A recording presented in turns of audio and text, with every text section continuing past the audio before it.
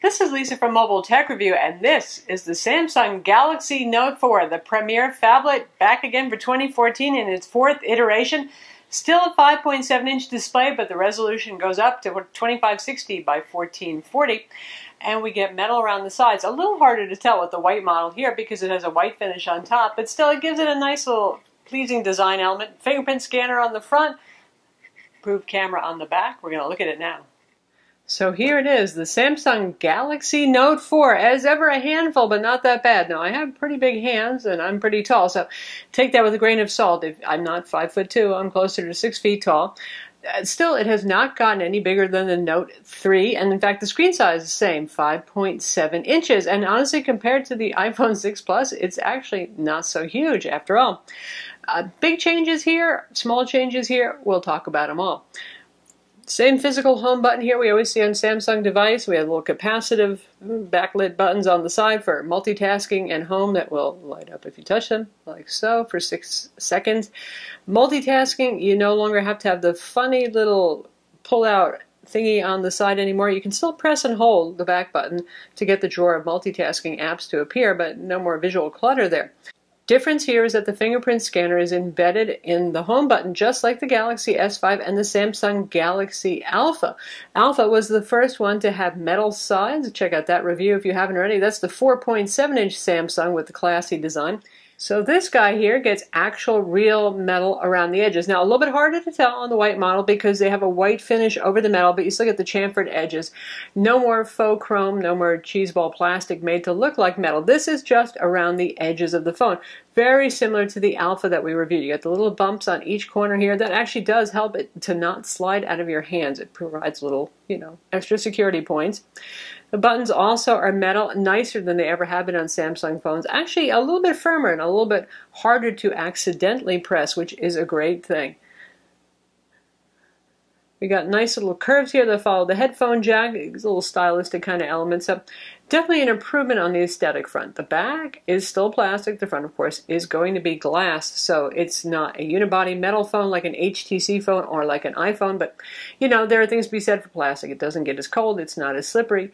It allows for a removable back, which we still have here. Good times. So grab point is always on Samsung phones. By the way, if you don't like the white with the faux kind of leather or pleather finish here, it's also available in black, and then you will get the aluminum sides all the way around, no paint job on the sides to color it at all.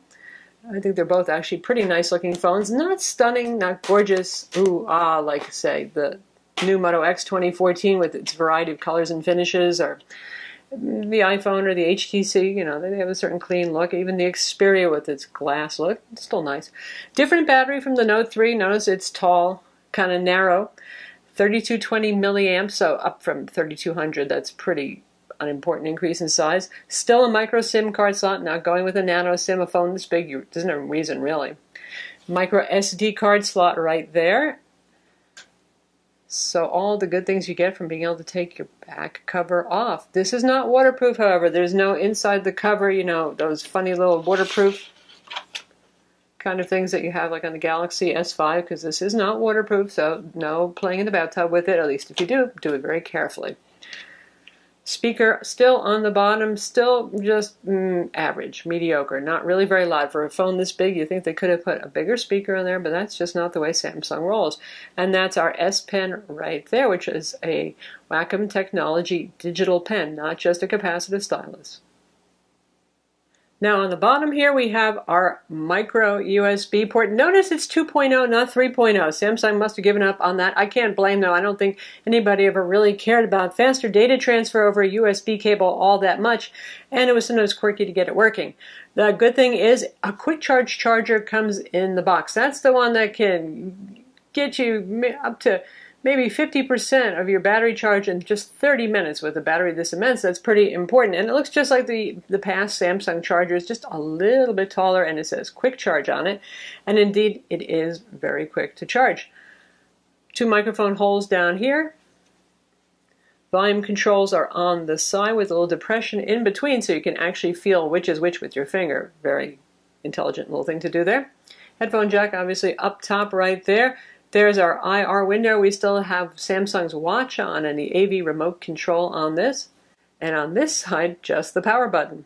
And for those of you who are thinking about upgrading from the Note 3, this one right here, or maybe picking up the Note 3 because it's going to be discounted on carriers, here they are together, pretty much the same size. The new Note is just a smidgen taller, but otherwise just about the same. 1080p screen here versus the 2560 by 1440 screen, and on the side the difference in aesthetics is obvious. The plasticky chrome versus the cleaner and nicer new line here with the aluminum around the edges. Of course, if you're going to wear a case, maybe looks are not so important to you after all. Otherwise, they both have the faux leather backs. Of course, the last generation gets the stitching, but I think so many reviewers made fun of the stitching along the edges that Samsung just summarily dropped that really quickly. And here it is next to the iPhone 6 Plus, which is even a bit taller. The Note is 6.04 inches tall versus 6.22 inches tall. iOS, obviously, versus Android, probably the operating system is going to be your biggest consideration there between these two, but this is really just for size comparison and for looks comparison. Of course, the iPhone available in 3 colors. This one happens to be the space gray, or otherwise known as, well, darker silver versus light silver or gold.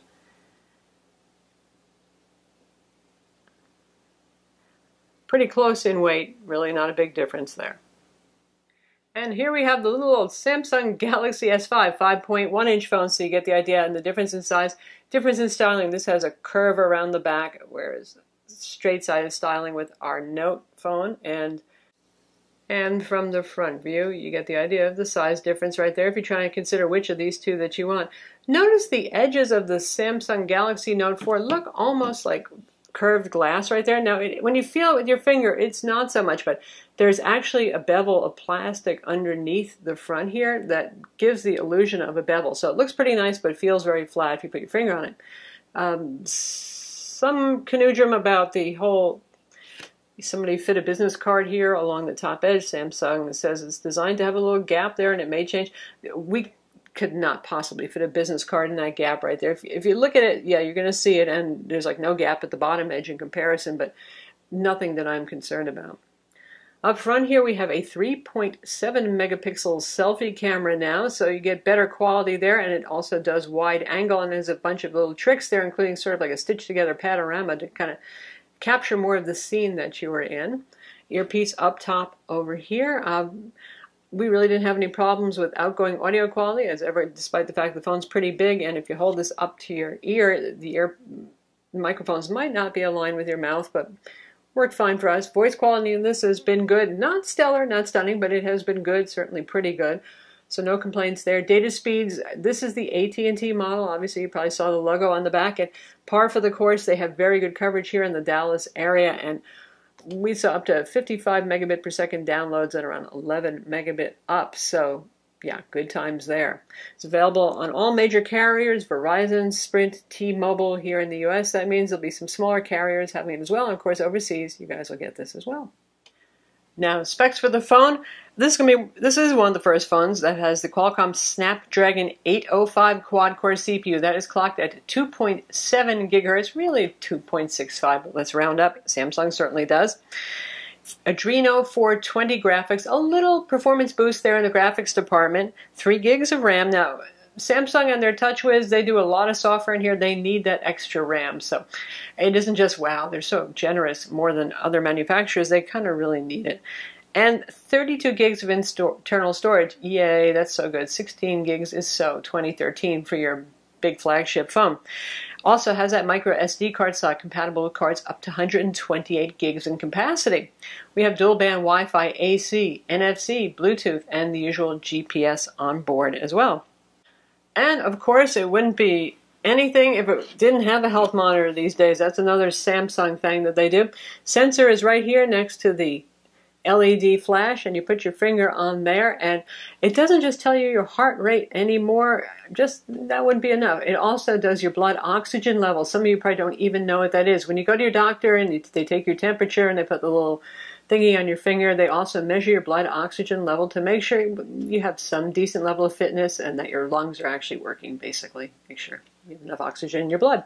It seems to work pretty well. I have never gone to the doctor and seen less than 100%. It did register me once at 96. I kind of doubt that that was actually right, but give or take, you don't have a hypochondriac attack if it shows you a little bit less than you expected. Likewise, the pulse meter is actually pretty accurate on this now too. And we have our little widget here for S Health that just launches the application. We have our step going right there. And on the lock screen, it's going to show us also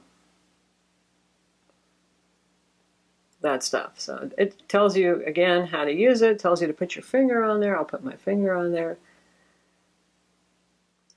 And there, it takes a while to do the blood oxygen level. It's quicker if you're just going to check your pulse. As you know, I always feel like, well, most people who are pretty physically active, they already know how to take their pulse by putting 2 fingers on the wrist or on your neck. But there it is. It can help you keep track of your fitness levels, if nothing else. So that's there too. In terms of the software and the interface, this is Android 4.4.4 Kit Kat, the latest, greatest currently until Android L comes out next month. When this gets it, I don't know. Of course, it will get it. Samsung always manages to get it to us. It's going to be up to the carriers in part also, because they have to approve everything with carrier brand devices. It's touch-whizzy as ever. Nothing has changed there very much. It's also reasonably quick. I've noticed occasionally still a little bit of lag every once in a while here and there. This is the AT&T one, so there is a whole lot of AT&T bloatware. Now, Samsung has their Galaxy apps, and you can use that to download. Even something like Watch On is not preloaded anymore, or Samsung's Memo application. So just use the Galaxy apps if you want those. So they're trying not to clutter as much with all of their software on board. And if we take a look at the settings, it's still the same very big thing here. It takes up a lot of space. You can choose which of these is here. I have actually removed some because it had just about everything in the kitchen sink up there as a toggle or control. And there's our brightness control. Auto brightness, I still find a little conservative. It can be a little dark now. In a bright room like this, it's probably going to be pretty similar. Let's see. No, still a little bit brighter if we turn it off. If you're outdoors, it's the same story with Samsung phones. It's been for a while. If you want the max auto brightness, you'll only get it when you have it on auto, which I find annoying because I tend to turn it off indoors because I find it too dark. Then you go outside and pull it out, the phone out when you've gotten out of your car and say, oh, I'm having trouble seeing the screen. You have to fuddle through the murk and turn on auto brightness, but it will work. Maximum brightness for the whole screen is just under 400 nits, which is not that impressive, but for Super AMOLED, which this is pretty good. But if you turn on auto brightness, it can hit as high as 750 nits. And it does an amazingly weird kind of thing. When you do that, actually, it kind of does a super high contrast, super blown out of the bright colors, like the yellow right here. It just gets super exaggerated. So if you're using it to take a photograph, which is one of the times when you really need more detail on the screen, it will help you see more, but everything is going to look kind of blown out in terms of contrast and all that sort of thing, and brightness. Don't worry about it. It's really going to take a lovely picture, as I discovered. So back to the settings. Over here we have the usual Samsung approach to things right here, and I actually have the fonts set to extra small. It's still pretty big, given the fact this is a big phone, so you have things. I like the tab option there instead of the full long list, help separate things a little bit. So display, notice here the usual things: screen rotation control, your brightness, your font. We have adaptive display mode, we have adjust screen tone. We've seen that before. Now adjust screen tone isn't as devious as it used to be. It used to look at the whites on a web page and say, oh, well, that's wasting a lot of power, and kind of make everything look nasty pinkish. Not so anymore. Samsung has done a great job with this of actually getting a very color accurate display, even in their adaptive screen, which may go into their AMOLED cinema mode. It may be very saturated, but it's not as crazy as it was before. So we have AMOLED Photo, which is full Adobe RGB. Notice it kind of warms things up a bit, because this still can run towards the bluish, almost magenta-ish. Sometimes if the brightness isn't turned up that high, you'll notice it more. Also, if you use adaptive mode, it really, when you're reading, if you go to Google Play Books, it will kind of mute the display a little bit. That color tone might be more obvious. Basic will get you sRGB. Those of you who are into image editing, video processing, all that sort of stuff, you know the difference. sRGB is the narrower color gamut. It's what the better Windows laptop screens display 100% of. Now, if we go to AMOLED Photo, which is Adobe RGB, then you have somewhat wider color gamut. That's the one that I would prefer. That gives you these natural, a little bit less cold tones right there, though the color calibration is not so bad, even in adaptive. AMOLED Cinema amps everything up, the color levels and the contrast. Now, one thing that Samsung has done is in all modes, including AMOLED Cinema, which is by far the most vibrant, they're amping all the colors equally, so you don't get a kind of unnatural look as much. It may be better than life, which a lot of people love, though I still find it a little bit more restrained than the last generation Galaxy Note 3. But it's still going to be a bit amped up. And if you leave it at adaptive, as it explains right here, it depends on what you're doing. If you're looking at a photo, it can increase or decrease saturation, contrast, brightness, all of those different things. Like I said, if you're doing something, ebook reading, for example, it's going to drop the brightness because it's not so good for your eyes to be staring at a stark, bright white screen when you're reading. We still have the Smart Stay feature, which I actually like. It was not turned on by default. I turned it on. It uses the front camera, keeps an eye on you. It won't turn off the screen if you're being a little slow reading, for example. Samsung has gotten rid of some of the features that I think nobody used here and nobody's going to even notice pretty much that are gone. Not particularly pertaining to display. Now in multi-window right here we have a new option, pop-up view shortcut. You can also automatically open supported apps in multi-view mode automatically too. I like that new pop-up view, and it works pretty well in conjunction with the S Pen. Speaking of that, this is a Samsung Galaxy phone, and so of course it has the Wacom technology S Pen, pressure sensitivity, precise, teeny tip here, not a fat finger capacitive stylus kind of thing. So good for you. R-Type's also much better for note-taking because, well, number one, it's more precise. The other reason is you get palm rejection, so you can rest your hand on the screen without accidentally having input.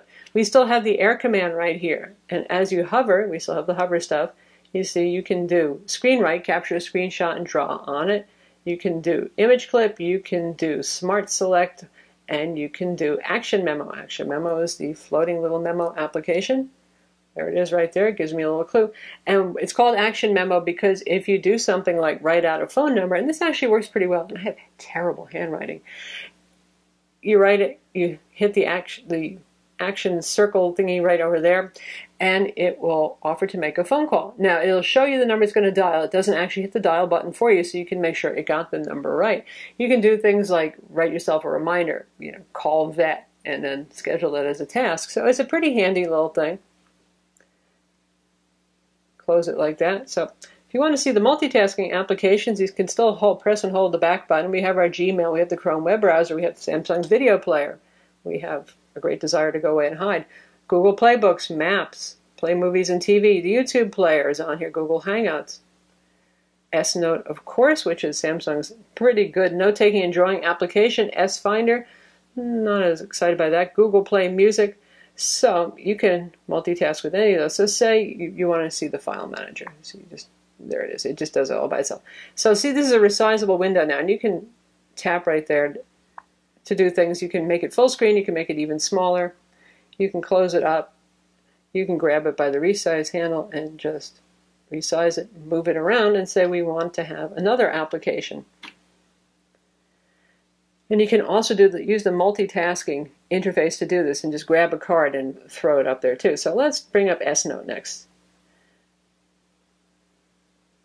And there it is right there. So it's giving me the introduction to S-Note at the moment. And again, I can move these around. I can scroll inside of these. I'm going to use the pen to actually drag these things around and resize them. So I think this is a little bit more sophisticated than just the straight split window view that we used to have. I think this is kind of how, well, most of us are actually used to working on computers, where you have resizable floating windows. You put them wherever you want. So pretty cool there. And, 5.7 inches is not a lot of screen real estate to work with. If you're using a 10 or 12-inch tablet, it makes more sense, or a computer, but still, all in all, pretty cool, and a good evolution of this. And I have to say, Samsung's been doing this for 4 years now, 4 generations. They're really getting their act together. They know how to make a big screen phone with phablet features, whereas Apple pretty much just gives you a bigger phone. You get all these bells and whistles. Of course, we'll have a smackdown with the iPhone 6 Plus to talk about whether you like all the bells and whistles or not, and whether that's a good thing. But I think, obviously, for note buyers, it is a good thing.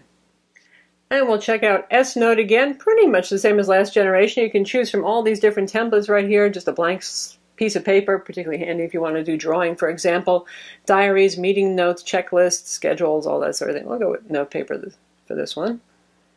And you can choose to sync to Evernote, which I always think is pretty darn handy right there. You can sync to your Samsung account, which is, well, handy if you had a previous note and you want to keep all your notes that you did before and keep them all synced. And we get nifty little animations there. forever lots and lots of clues here and hints. Samsung always has little pop-ups. So you can do S Pen and finger mode or S Pen only. We're going to go for that right now. So you got your tools right here. You got text, input. You can actually, yes, use the on-screen keyboard right there if you want to. And there it is, the same Samsung keyboard that they've been using for quite some time. I have no qualms. I like the big number row. It's a good use of the space right there. I think they could make these keys a little bit bigger, to be honest, given the screen real estate instead of so much separation, but who knows? Maybe that helps people not accidentally hit the wrong key. Our eraser, our pen mode.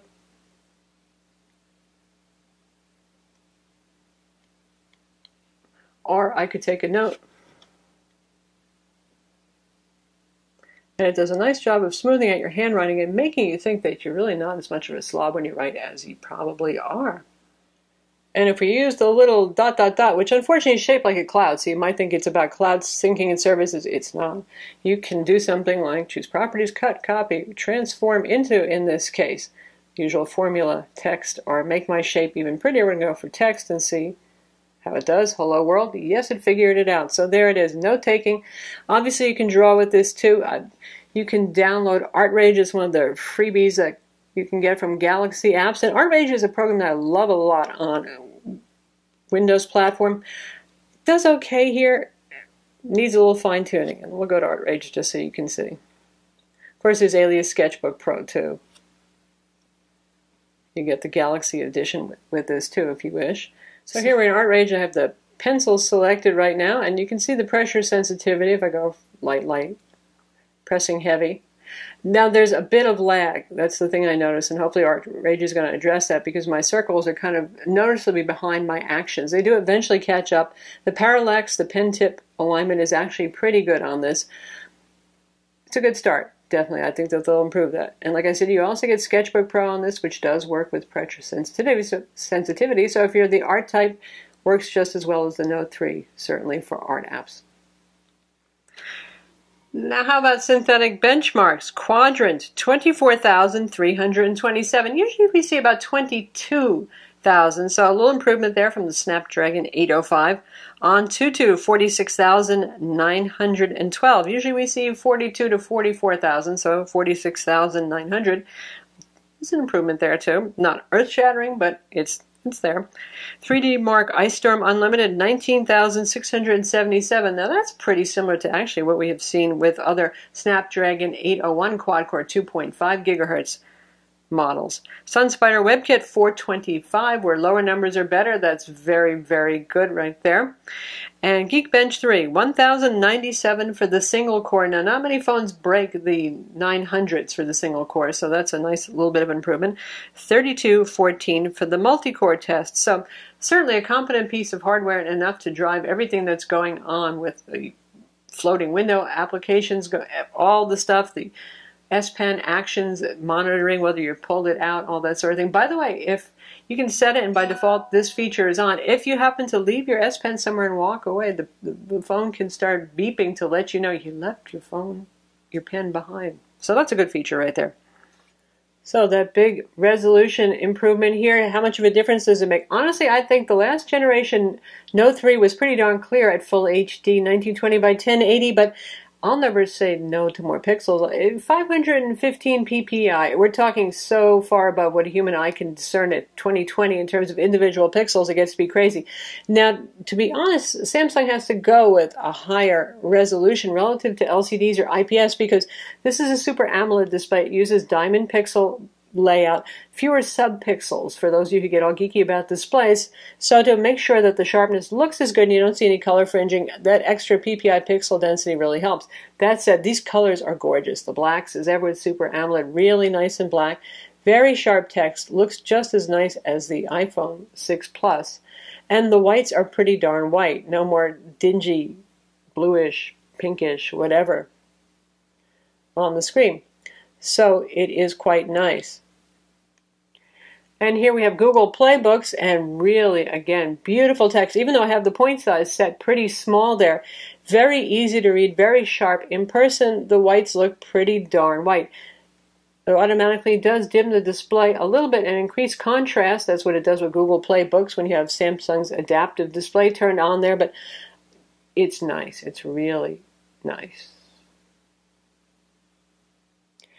So how about the camera? 16 megapixel rear camera, has HDR, has auto flash, can do 4K video recording at 30 frames per second or full HD 1920 by 1080 at 60 frames per second.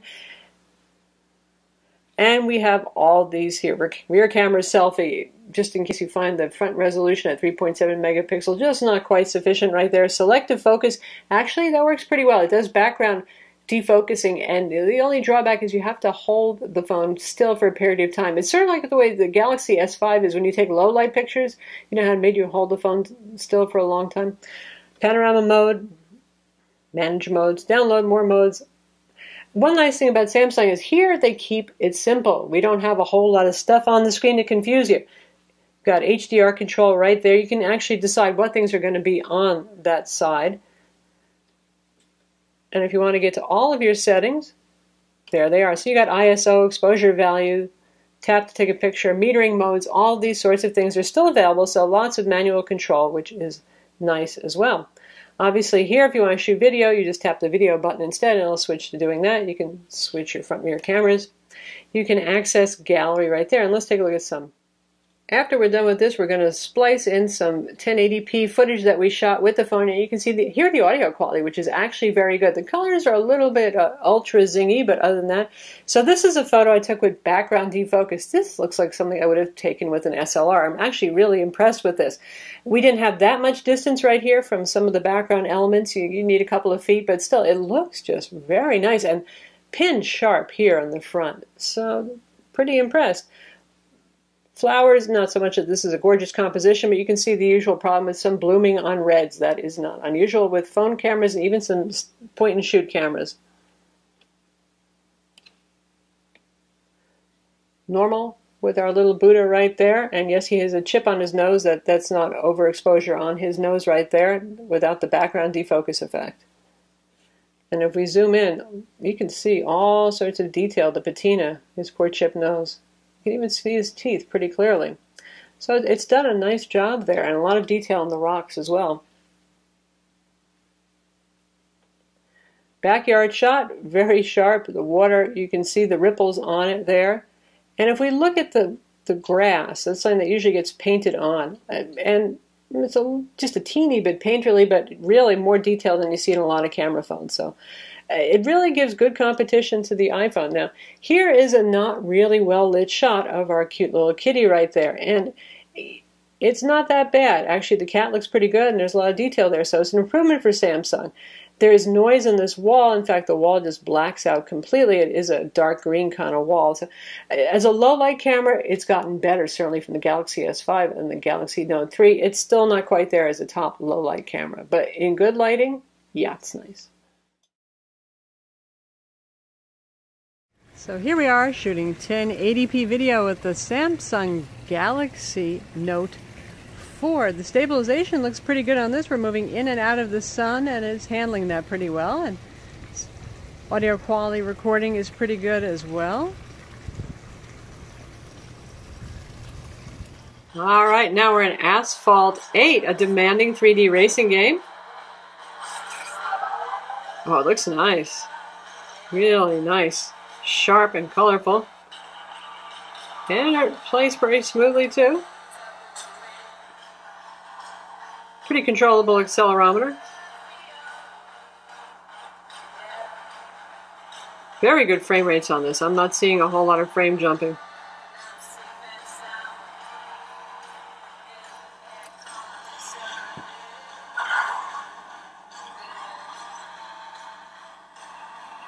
Definitely plays smoothly. Of course, the Snapdragon 805 is the latest, greatest, so if it don't play well on this, it don't play well on anything.